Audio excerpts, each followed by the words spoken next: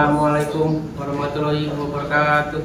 Waalaikumsalam. Baik anak-anak, sebelum kita melakukan pelajaran hari ini, silakan tolong ketua kelas untuk memimpin doa. Berdoa mulai, berdoa selesai. Siapa yang tidak hadir? Peggy izin Pak. Yang izin, tolong diberitahu materi pelajaran kita hari ini agar dipelajari di rumah. Baik anak-anak, sebelum memulai pelajaran hari ini, mari kita sama-sama menyaksikan video berikut ini. Baik anak-anak, dari video tersebut pelajaran apa yang dapat Anda ambil? Peribahasa adalah kalimat yang mengandung makna kiasan seperti nasihat dan perumpamaan, Pak. Ada lagi? Dua peribahasa dan video tadi yaitu pertama awal dikenal akhir tidak, dan kedua ayam bertinduk sirih berjenjang. Benar sekali. Kiasan adalah makna yang terkandung dalam suatu ungkapan, firasat atau kalimat yang tidak bersifat harfiah, melainkan simbolik untuk menyampaikan pesan, gambaran atau suasana tertentu. Baik anak-anak, hari ini kita akan mempelajari tentang makna kisah kiasan dalam teks cerita novel sejarah. Tujuan pembelajaran mengidentifikasi dengan tepat kalimat atau frasa yang mengandung kiasan dan peribahasa dalam teks novel sejarah, menjelaskan makna dari kiasan dan peribahasa yang ditemukan dalam teks dengan bahasa sendiri. Langkah kegiatan, guru menanyakan video tentang menentukan makna kiasan dalam novel sejarah. Guru membagikan LKPD. Siswa berdiskusi untuk mengidentifikasi dengan tepat kalimat yang mengandung kiasan dan peribahasa dalam teks novel sejarah yang diberikan dalam LKPD dan dijelaskan maknanya dengan bahasa sendiri. Siswa berpresentasikan di depan kelas. Apakah sudah jelas atau ada yang ingin ditanyakan? Makna kias juga terdapat dalam novel sejarah. Nah, mari kita nonton video tersebut. Kata atau frasa yang bermakna kias seharus menebus nyawa untuk ameng-ameng nyawa yang dilakukannya. Peribahasa ameng-ameng nyawa merupakan ungkapan dalam bahasa Jawa yang memiliki arti bermain-main dengan nyawa. Nah, inilah pembahasan kita pada pagi hari ini mengenai makna kias pada teks cerita sejarah atau dalam novel sejarah. Baik anak-anak, apa yang kalian dapat dari video tersebut? Saya, Pak. Ya. Dalam novel sejarah terdapat makna kias dan peribahasa yang harus kita pahami maknanya, Pak. Ada lagi? Saya, Pak. Makna kias dalam novel memberikan makna penekanan atau memperkuat estetika bahasa, karakter tokoh, atau nilai sejarah yang ada di dalam novel tersebut, Pak. Benar sekali. Jadi kiasan dalam novel sejarah memiliki fungsi tertentu dan makna ini perlu kita ketahui. Artinya agar kita lebih memahami cerita dalam novel sejarah. Baik anak-anak, mari kita mengidentifikasi kalimat-kalimat yang mengandung kiasan atau peribahasa dalam novel sejarah yang dapat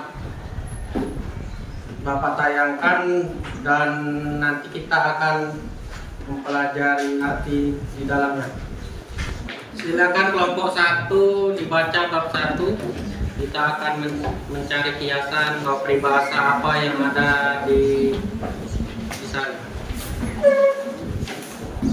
Ombak awal di ujung pagi ketika mengikuti sawah laut di pesisir kampung pantai air manis Sumatera Barat, seorang pemuda bernama Marin Kundang mengikat kapal kecil milik ayahnya di dermaga kayu yang vakum oleh air dan angin. Ayahnya telah lama pergi ke laut lepas dan hanya tinggal ia bersama ibu tercinta, Mande Rubaya. Maling tubuh kuat, lincah dan berimpian. jika ingin bisa membawa kapal ke negeri jauh, mengapa aku tak bisa membawa mimpiku ke tempat yang jauh? Pikirnya dengan polos setengah tersenyum. Di matanya awal tak sekedar biru, ia seperti konsep terbuka bagi siapa saja yang berani mengagumi. Mande Rubaya sering menatapnya dengan mata yang penuh harap dan sedikit takut. Suatu malam, ketika pelita lampu kapal di kejauhan tunggang langgar, ia menasihati anaknya, "Anakku, bila kau telah menjadi kapal yang besar, jangan sampai kandas di tepi pantai sendiri." Malin mengangguk pelan. Namun di hati mudanya ada bara yang ingin menyala. Ia ingin merantau, ingin membawa nama baik kampung kecilnya ke negeri yang luas. Kiasan atau peribahasa apa yang kalian dapat dari bab 1? Saya Pak, Ya. jika ingin bisa membawa kapal ke negeri jauh, mengapa aku tak bisa membawa mimpiku ke tempat yang jauh? Ada lagi? Saya Pak, bila kau telah menjadi kapal yang besar, jangan sampai kandas di pantai sendiri. Ya, benar sekali. Ada 2 kalimat dalam bab 1. Ada yang tahu maksud dan atau artinya? Saya Pak, Ya. jika angin bisa membawa kapal ke negeri jauh, mengapa aku tak bisa membawa mimpiku ke tempat yang lebih jauh? Artinya, angin membawa kapal, yaitu artinya peluang yang dibawa oleh keberanian merantau. Sedangkan anakku, bila kau telah menjadi kapal yang besar, jangan sampai kandas di tepi pantai sendiri.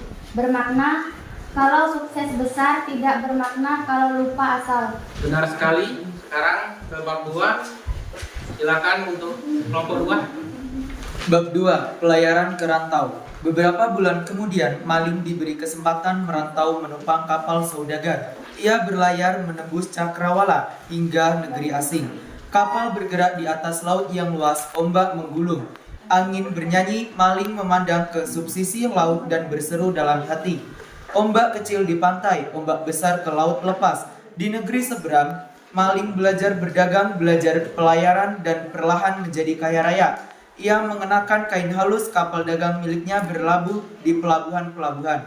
Dan namanya mulai dikenal luas. Namun di setiap malam, bayangan kampung kecil dan ibunya selalu hadir di dalam mimpi. Kiasan atau peribahasa apa yang kalian dapat? Saya Pak, Ya. ombak kecil di pantai, ombak besar di laut lepas. Benar sekali. Jadi yang dimaksud ombak kecil di pantai, ombak besar di laut lepas adalah kiasan yang artinya perubahan kecil menjadi besar. Kita lanjutkan ke bab 3. Silakan untuk kelompok 3. Saya Pak, bab 3, gemerlap dan lupa. Ketika akhirnya Malin pulang ke kampung, setelah bertahun-tahun dermaga kampung berubah. Warga masih berdiri menanti, namun malam itu Malin muncul dengan kapal besar. Istri, bangsawan, dan anak buah yang banyak. Mande Rubaya berdiri di ujung dermaga sambil memegang kain lusuhnya, menanti dengan harap yang tulus. Malin melihat hatinya bergetar. Ia melihat wanita tua itu adalah ibunya. Bekas luka di lengannya yang dulu diakibatkan mengejar ayam kecil menjadi sentimental bagi Mande, yang membuatnya yakin. Namun saat Mande menghampiri dan memeluknya sambil menangis, Malin melihat istri dan anak buahnya memandang, dan ia merasa malu. Ia menepis pelukan itu dan berkata dingin, "Saya tidak kenal wanita tua ini." Ucapannya memecah keheningan malam. Ibunya menatap dengan kesedihan berat, dan dalam hatinya tercium bisikan yang mengeras. Batu yang diam menahan arus, tetapi siapa yang mendengar jika ia menjerit? Terkoyak oleh pengakuan dan menyakitkan, Mande menyurutkan dirinya ke pasir dan berbisik doa. Jika memang benar dia anakku, Malin Kundang, tolong Tuhan berikan dia pembalasan. Kiasan atau peribahasa apa yang didapat dari bab 3? Saya Pak, batu yang diam menahan arus, tetapi siapa yang mendengar jika ia menjerit? Benar sekali, batu yang diam menahan arus, tetapi siapa yang mendengar jika ia menjerit, merupakan kiasan yang artinya keteguhan dalam diam yang ternyata punya suara. Sekarang ke bab 4. Silakan kelompok 4. Saya Pak, beberapa tahun kemudian kampung kembali hidup tenang. Anak-anak bermain di tepi pantai, orang tua bercerita lebih Malin sebagai temannya. Seorang ketua kampung sering akar yang tak kuat, tak tumbuh di tanah yang tercerai. Maling kini menjadi batu, tetapi batu itu menjadi guru. Ibunya tetap hidup mengajar anak-anak kampung bahwa kesuksesan bukan hanya soal harta dan nama besar, tetapi soal keberanian yang tetap menghargai dan mencintai asalnya. Mande Rubaya di usia lanjut menatap batu sujud yang selama ini menjadi saksi. Ia pun berkata dalam hati, ombak yang kau benturkan ke batu ini mungkin tak membuat suara hari ini, tetapi batu itu akan menyimpan gemamu untuk 1000 tahun. Dan ketika senja turun, bendera kecil kampung dikibarkan di ujung dermaga sebagai lambang bahwa keberhasilan sejati bukan hanya dari merantau, tetapi dari keberanian menjaga akar dan hati yang tak luntur. Kiasan atau peribahasa apa yang kalian dapat? Saya Pak. Ya. Akar yang kuat tak tumbuh di tanah yang tercerai. Peribahasa atau kiasan ini artinya untuk kuat harus punya akar yang kokoh. Ombak yang kau benturkan ke batu ini mungkin tak membuat suara hari ini, tetapi batu itu akan menyimpan gemamu untuk 1000 tahun. Kiasan ini artinya tindakan kecil hari ini berdampak besar nanti. Baik anak-anak, kita akan bekerja dalam kelompok. Apakah kalian sudah duduk di kelompok masing-masing? Akan membagikan LKPD untuk kalian, diskusikan dalam kelompok. Lalu nanti hasil diskusinya presentasikan di forum kelas.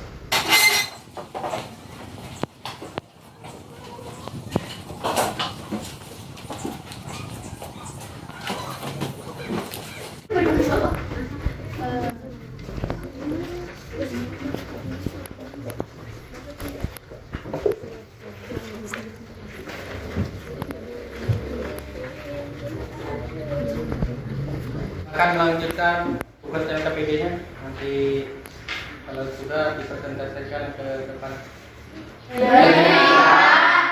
Baik anak-anak, waktu diskusi kita telah habis. Silakan presentasikan hasil itu ke kalian.